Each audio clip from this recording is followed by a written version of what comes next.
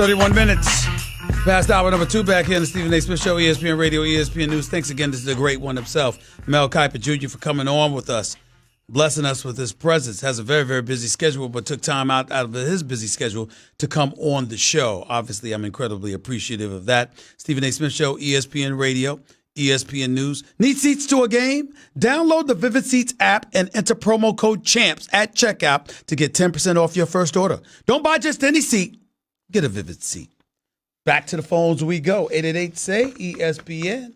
Let's go to it. Steve, you're live with Stephen A. Beautiful name. What's up?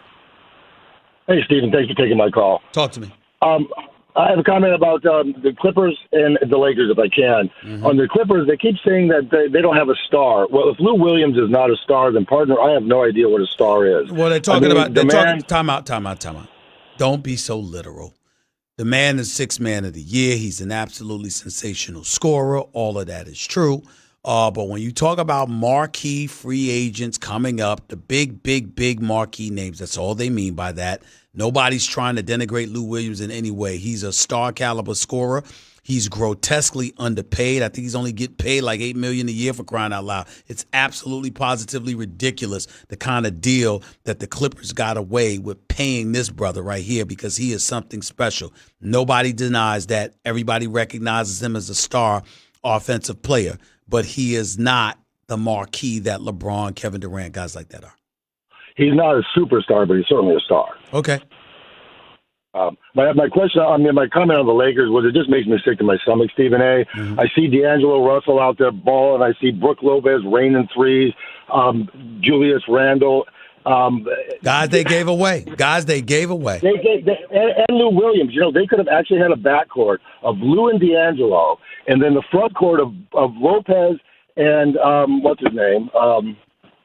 From Pelicans. Yeah. And then LeBron would have been the 3. Now that is a playoff team, and not only that, but they could have had the guy from Boston, or they could have had De'Aaron Fox rather than the often hurt De'Aaron Fox instead of Lonzo Ball. They could have had Jayson Tatum instead of Lonzo Ball. They could have had Brook Lopez. They could have had Julius Randle for just $12 million, but you didn't want to give that to him. You gave it to Kentavious Caldwell-Pope. You did all of that, okay? So you're absolutely positively correct. If those guys were on a team with LeBron, we wouldn't have been talking about them missing the playoffs this year. Absolutely correct. Absolutely. Well, thanks for taking my call. And by the way, let me make you sick to your stomach before you leave here today. Lou Williams is getting paid $8 million this year, next year, and the next year after that. 3 years, $24 million. Danilo Gallinari is making $21.5 million this year, making $22.6 million next year. Lou Williams is getting paid $8 million. Steve Ballmer should buy him a house at the end of his career. Can he do that? Is that legal? He needs to do something for him. He really, really does. Appreciate the call, man. Thank you so much. Let's go to David. You're live with Stephen A. What's up, David? Hey, David. I'm David. Mr. Smith, I'm a big fan of your work. Thank you. You certainly made Winston-Salem State proud. Thank you. Named a journalism school after you. Let's work on that. Okay, let me first establish my basketball. Just happy to represent well, but go ahead. Okay. Let me establish my basketball bona fides. My senior year in high school, I averaged 31 a game. There was no three-point line we couldn't dunk. I went to a small parochial school in the Boogie Down Bronx, home of hip-hop. We beat Taft High School in the Bronx, the city public school basketball champion, and St. Raymond's, the Catholic school champions. They didn't have state championships. Okay, but you do understand this is a national television show and most people don't care about that, so I need you to get to the point. Here's my theory. LeBron James, as you know, was shooting his jump shot way above his head. He was so strong, he could shoot it with just his wrist. He did that because he was playing against bigger guys when he was young, because he was so good. A couple of years ago, I texted the owner, the general manager, Gabrielle Union's agent, D-Wade's agent, and told him about my theory that he needs to bring his jump shot down to his head. So Okay, David. Well, obviously he hasn't listened. He's approaching 35 years of age in his 17th season in the NBA.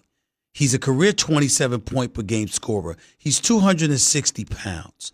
There are a multitude of ways in which he could score on the open court, certainly not at the free throw line as regularly as he could because he's missing free throws. I get all of that, but the reality of the situation is he clearly hasn't listened. So now, again, I'm going to ask you for the last time.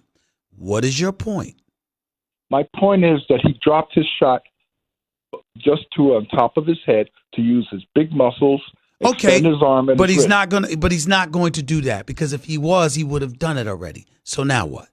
If you watch his three-point shot when he shot 45% 2 years ago during the playoffs from three-point line, watch. I'm really trying to help you out. I'm trying to help you out. I'm sacrificing my show and my listeners to try and help you out, to help you get to the point, because LeBron isn't going to listen. He did that. If he was going to listen to your suggestion, he would have listened to it years ago. He hasn't. So the point of you pointing all of that out is what? Have you looked at his jump shot now? It's different. It's from on top of his head. Have a nice day, bro. Take care. Did I try, John? John, help me out. Did I try? I have a national radio audience, and you called up here to complain about the form in which LeBron shoots his jump shot. Okay, LeBron isn't the greatest jump shooter in the world.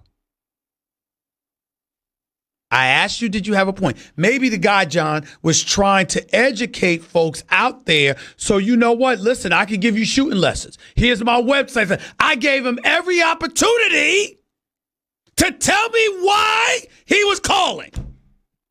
I didn't hang up, John. Was I not nice, JC? Was I not nice? I tried to help him.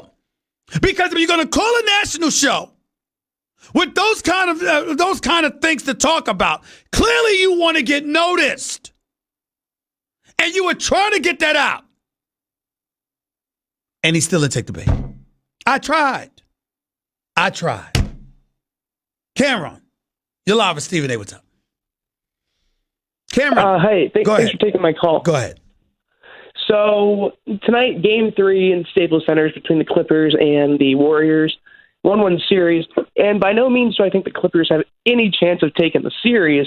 So let's go on to the offseason, because they have been able to get over that hump of being an elite team. They're a good team. I don't think they're elite yet. So I was listening to your points, and I definitely do think that someone like Kawhi Leonard could definitely go to the Clippers this offseason, but they're going to have more room to add someone else. Yes, who else do you think they could add? Well, we don't know.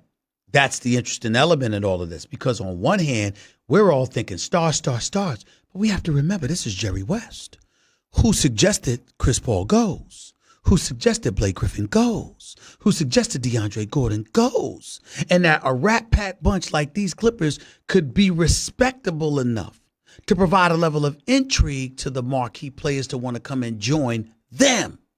So they're in the process of possibly pulling that off with Kawhi Leonard.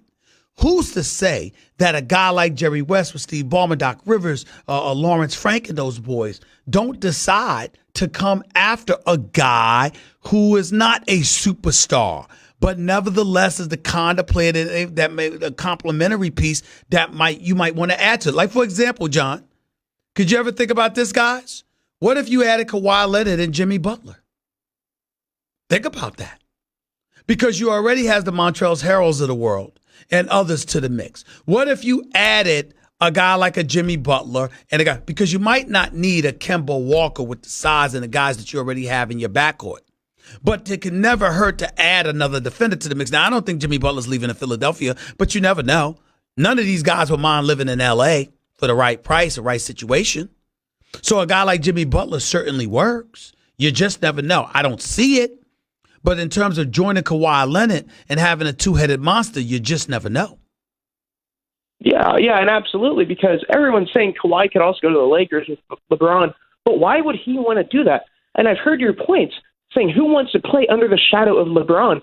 If the Lakers win, it's all LeBron. But if the Lakers lose, it's everybody else's fault. Well, that was the mentality as to why Paul George, according to my sources, elected not to come to L.A. I don't know how much he's regretting that now with Oklahoma looking on the verge of getting bounced out in the first round yet again, unless they win these next 2 games against Portland. But I guess what I'm saying is that it's not so much that LeBron is some bad guy or anything like that. Let's not disrespect one of the greatest players we've ever seen.